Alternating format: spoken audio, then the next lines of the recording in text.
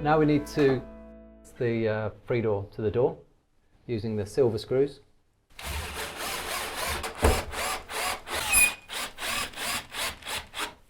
So when the Freedor Pro is fitted to the door using the 6 screws, we're then going to put the other section of the arm in position.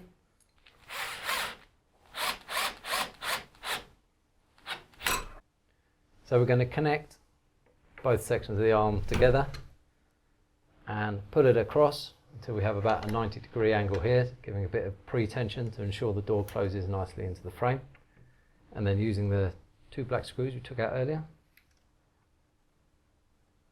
put that in there and do that up nice and tight, like so. And now we take the plastic cap that came in the screw pack and just put that over the bottom and just screw that up, and it will cover that hole there.